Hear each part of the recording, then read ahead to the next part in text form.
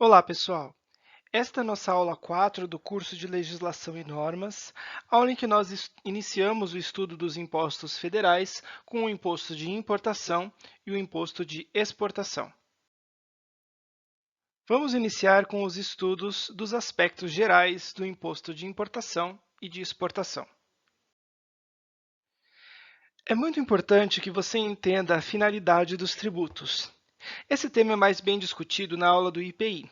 Nós estamos gravando estas aulas um pouquinho depois, porque são aulas que nós tivemos presenciais. Então, eu estou só revisando o que a gente já discutiu no começo do semestre. Então, eu vou ser um pouco mais direto aqui. Se você tiver um pouco mais de dificuldade, vai lá para a aula do IPI que eu explico com um pouco mais de detalhe. Mas aqui é importante a gente ver o seguinte: os tributos podem ter uma finalidade fiscal, que diz respeito à finalidade de arrecadar recursos. Você sabe que o governo usa o recurso dos tributos, o valor que ele arrecada com os tributos, para prestar serviços de saúde, educação, transporte, as finalidades que o governo tem, as finalidades do Estado. Mas, além disso, os tributos podem ser usados para outras finalidades.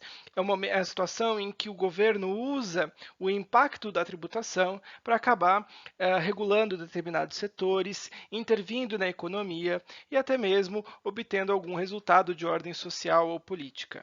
Então, esses tributos que têm outras finalidades além da finalidade fiscal, nós chamamos de tributos extrafiscais, tributos que têm finalidades extrafiscais importantes. Então, o governo usa o impacto da tributação para incentivar ou desincentivar comportamentos das pessoas. Então, o governo deixa mais caros determinados comportamentos e mais baratos determinados comportamentos. É justamente isso que acontece aqui no imposto de importação e de exportação.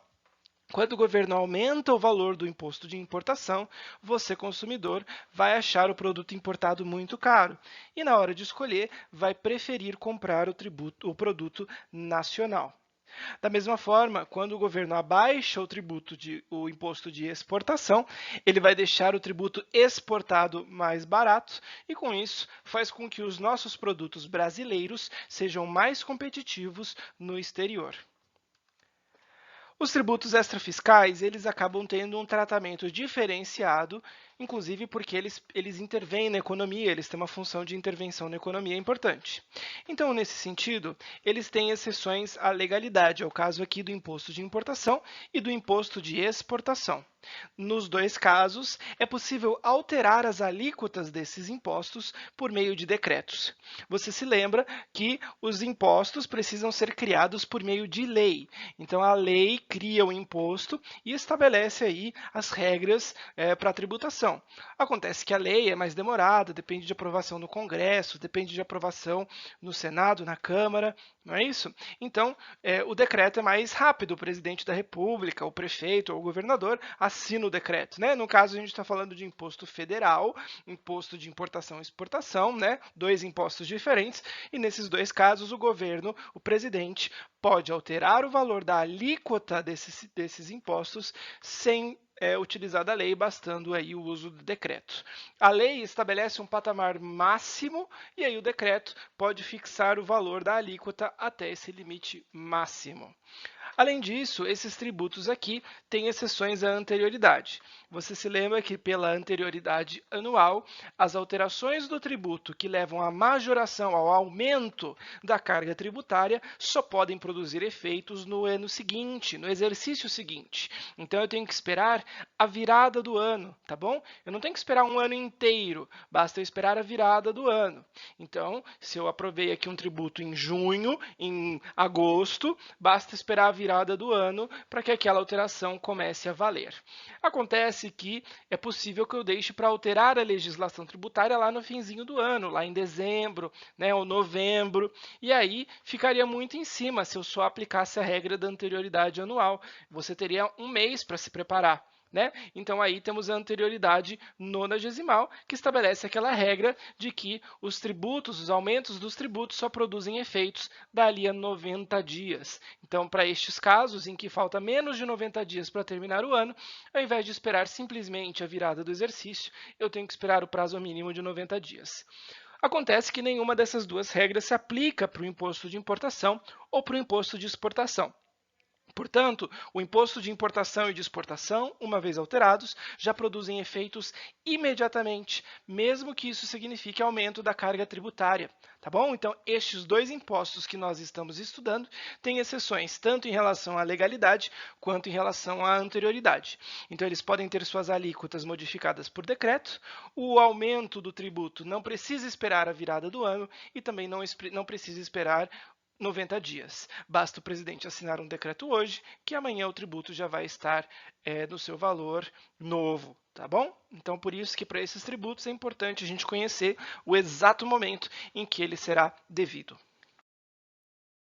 Aqui eu trago para vocês uma tabelinha em que eu comparo os impostos extrafiscais. Você pode ver aqui que no caso do imposto de importação e do imposto de exportação, eles produzem, as alterações são feitas por decreto e no mesmo exercício, produzindo efeitos imediatos. Esta não é a situação de todos os impostos extrafiscais, impostos esses que têm as suas aulas próprias, então eu não vou discutir ainda esses assuntos. Fica aqui como uma curiosidade para você que ainda está com um pouco de dúvida, a gente já estudou um pouco desses assuntos, já que esta aula está sendo gravada depois, né? Então aqui fica essa tabela, eu comparo ela nas outras aulas com um pouco mais de detalhe.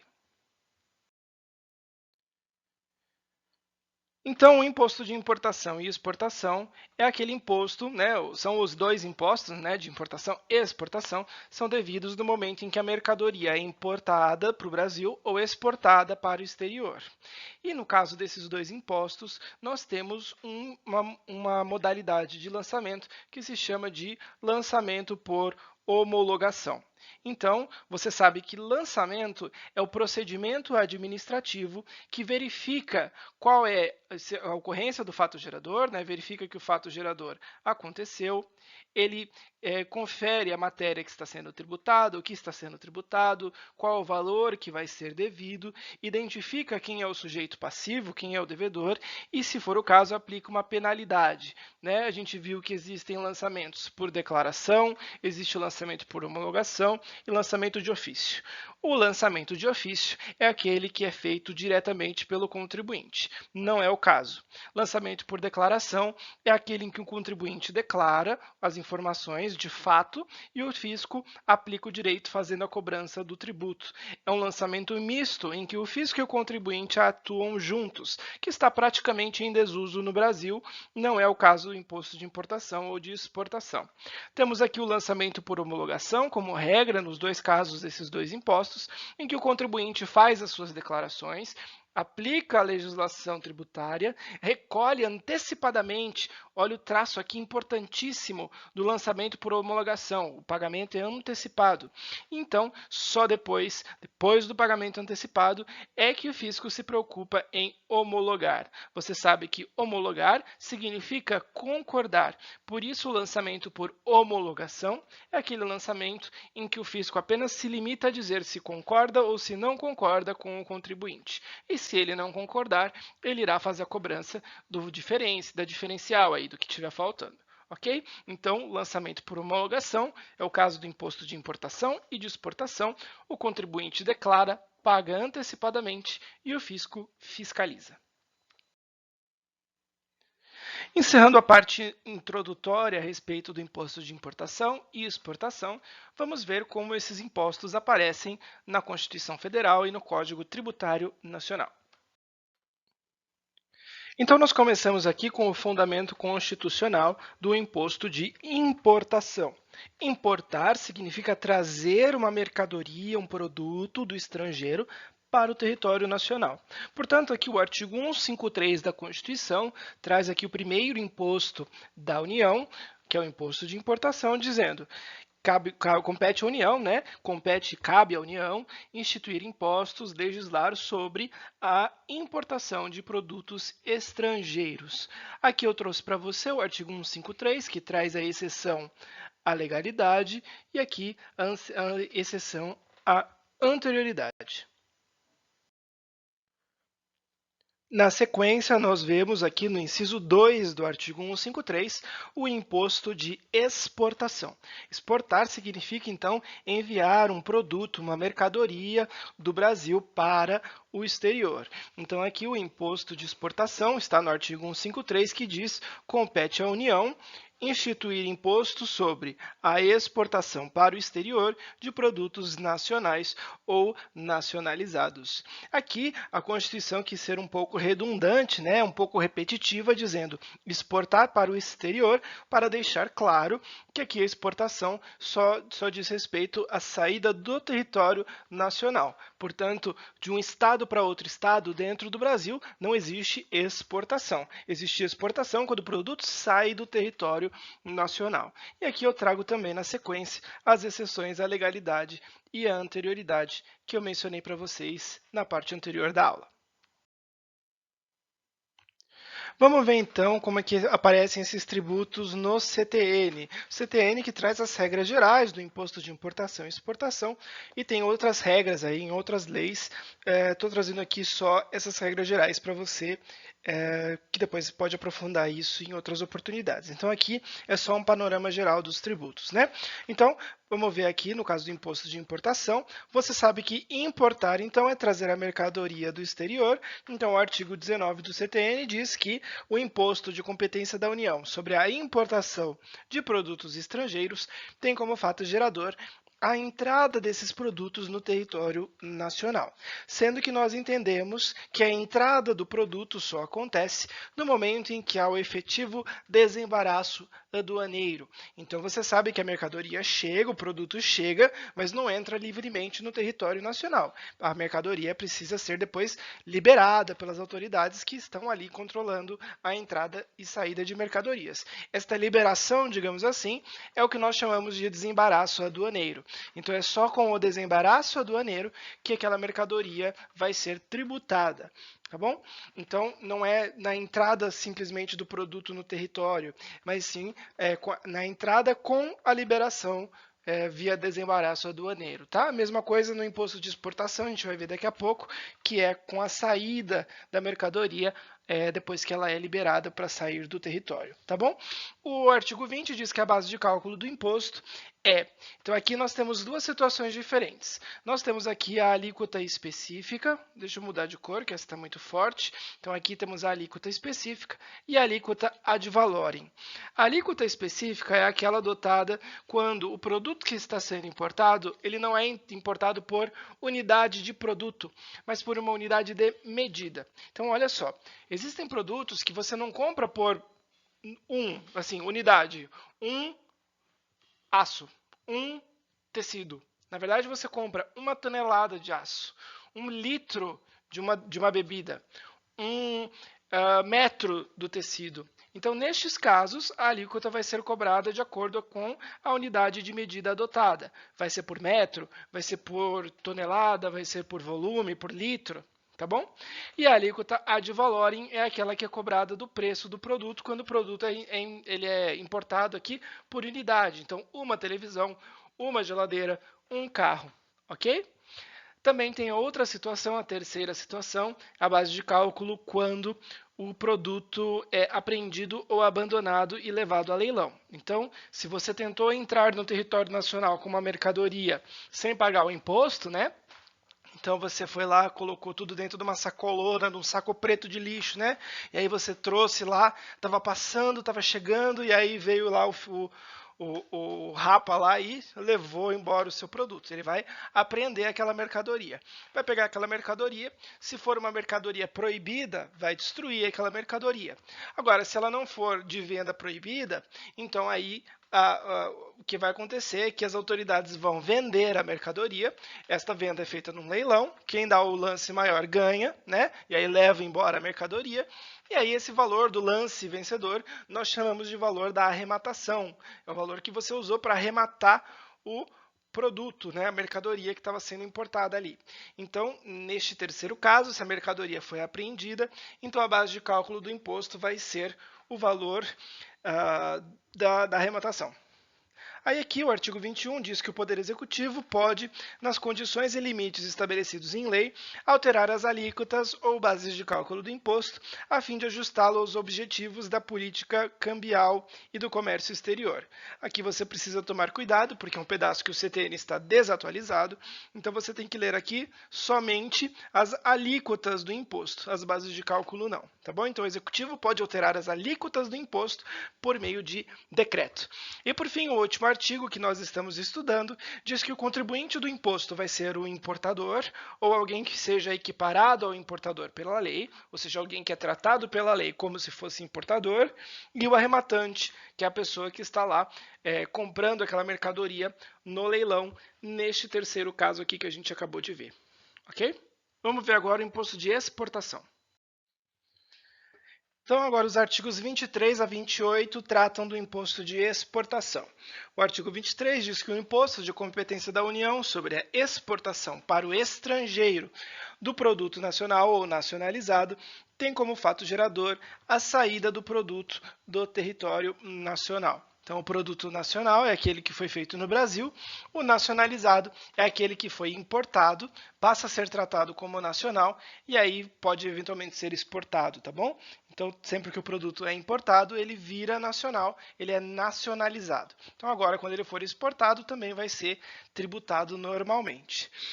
O artigo 24 diz aqui, então, que a base de cálculo do imposto também aí traz aquelas mesmas regras que a gente acabou de ver.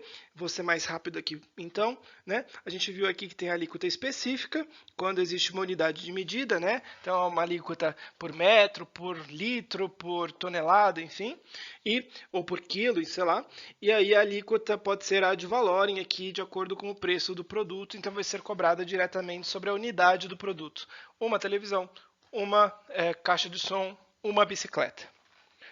O artigo 25 traz algumas regras aqui para o cálculo deste valor. Não me interessa muito, eu vou pular esse artigo, não interessa para a gente aqui. O artigo 26 é mais importante porque ele diz que o Poder Executivo pode, nas condições e nos limites estabelecidos em lei, alterar as alíquotas, a base de cálculo não, a fim de ajustar o imposto aos objetivos da política cambial e do comércio exterior. Então, sempre toma cuidado quando você for ler o CTN, porque ele está desatualizado com a Constituição de 88, tá bom? Então já tem aí bastante tempo, mas ainda assim ele continua desatualizado. O artigo 27 diz que o contribuinte do imposto é o exportador ou quem a lei a ele equiparar. E, por fim, o artigo 28 diz que a receita do imposto vai ser destinada à formação de reservas monetárias. Vamos caminhar para a parte final da nossa aula, vendo agora a regra matriz do imposto de importação e do imposto de exportação. Elemento material do imposto de importação. Então, o que está sendo tributado no caso do imposto de importação? Então, está sendo importada a operação de importar produto do estrangeiro. Importar é trazer de outro país para o Brasil. Então, não basta a entrada do produto, ele precisa entrar com definitividade no Brasil. Então, imagine o seguinte, imagine que você tem um produto, a gente tem aqui o Brasil, né, o território do Brasil, aqui, horrível o desenho, mas imagine o seguinte, aqui estão os Estados Unidos, né? Aí imagine que um produto sai dos Estados Unidos, passa pelo Brasil, né? Fica aqui alguns dias no Brasil, mas o destino final daquela mercadoria vai ser o Uruguai, aqui embaixo. Então o produto, ele não veio para ficar no Brasil, ele só passou pelo território brasileiro. Se ele só passou pelo território brasileiro, ele estava em trânsito, ele transitou pelo Brasil para chegar no seu destino final, ele não paga imposto de importação.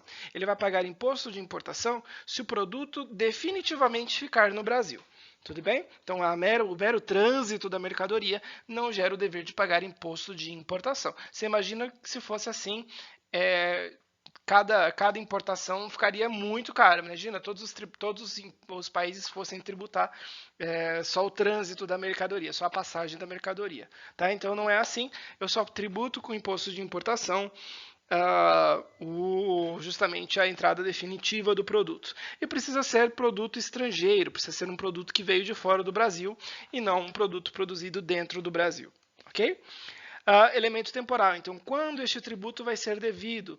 Vai ser devido no momento da entrada do produto, que você acabou de ver, eu falei para você, que acontece com o desembaraço aduaneiro. Então, é quando o produto vai ser liberado lá pela alfândega, lá pela aduana, para entrar no Brasil. Tá bom? O produto abandonado, ele é considerado devido no momento da arrematação no leilão, e o produto apreendido também, tá bom? Lembrando que existe aqui uma diferença entre contrabando e descaminho, né? Então, o contrabando é aquela mercadoria proibida e o descaminho é aquela mercadoria que pode ser vendida no Brasil, mas que foi desviada ali para não pagar imposto, tá bom? Elemento espacial. Então, onde vai ser devido? Vai ser devido em qualquer lugar do território nacional, porque esse é um tributo nacional, tá bom? Então é isso aqui, eu acabei de falar a diferença entre contrabando e descaminho, não precisamos repetir, tá bom? Então, aqui esse tributo é simples, porque como ele é nacional, ele vai ser pago, é o mesmo tributo em qualquer lugar do território nacional, qualquer lugar que ele entre, qualquer porto que chegue a mercadoria, por exemplo, né? Qualquer aeroporto, enfim. Elemento subjetivo, quem está sendo tributado? Então, você viu comigo que vai ser tributado aqui o importador ou equiparado pela lei, pessoa física ou pessoa jurídica, assim como o arrematador no caso do produto que foi apreendido ou foi abandonado. E, por fim, as alíquotas, né? Também já falamos sobre elas. Temos a alíquota específica e a ad valorem. A alíquota específica é sobre a unidade de medida adotada e a alíquota ad valorem é sobre o preço do produto, da unidade do produto. E no caso do produto abandonado ou apreendido, a alíquota vai ser um percentual sobre o valor da arrematação em leilão. Vamos agora ao imposto de exportação. Então, é o imposto que é devido aqui, é tributado em qual situação? Elemento material, no momento em que, na situação em que existe a exportação do produto para o exterior. Exportar, então, é enviar o produto permanentemente para o exterior. É o produto nacional, que é aquele produzido no Brasil, ou o produto nacionalizado. Produto nacionalizado é o produto estrangeiro que entrou no Brasil, foi importado, passou pelo processo de importação e a partir daquele momento passa a ser tratado como se fosse nacional. E aí depois ele vai ser exportado novamente ou então vai ser consumido dentro do território nacional. Então esse é o produto nacionalizado. Saindo do território, o produto nacional ou nacionalizado, então existe a cobrança do imposto de exportação.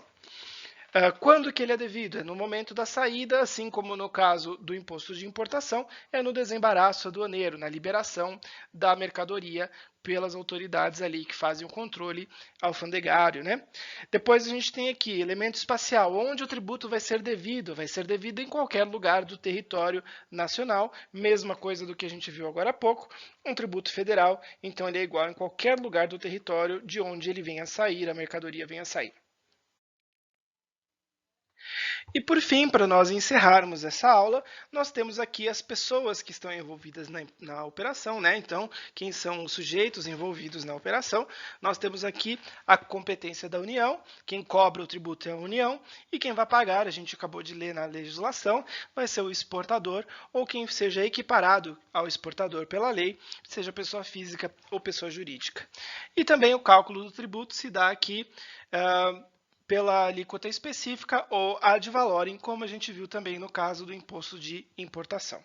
Tá bom? Então, com isso nós terminamos essa aula. Nós vimos dois impostos numa aula só, imposto de importação e exportação. São dois impostos diferentes, mas você viu aqui que eles são o espelho um do outro. O de importação é devido na entrada da mercadoria, o de exportação é devido na saída da mercadoria. Geralmente, o imposto de importação é mais alto para deixar os produtos importados mais caros na prateleira lá do mercado, né? E aí você consumidor vai preferir comprar os produtos nacionais. O imposto de exportação, muitas vezes ele tem até isenção, justamente porque a ideia é fazer com que os produtos brasileiros sejam vendidos, sejam competitivos no exterior. Tudo bem? Então, com isso, nós matamos esses dois impostos, são impostos bastante tranquilos. Se você ficar com alguma dúvida, pode entrar em contato comigo. Agradeço por ter assistido a aula até aqui e espero você no nosso próximo vídeo.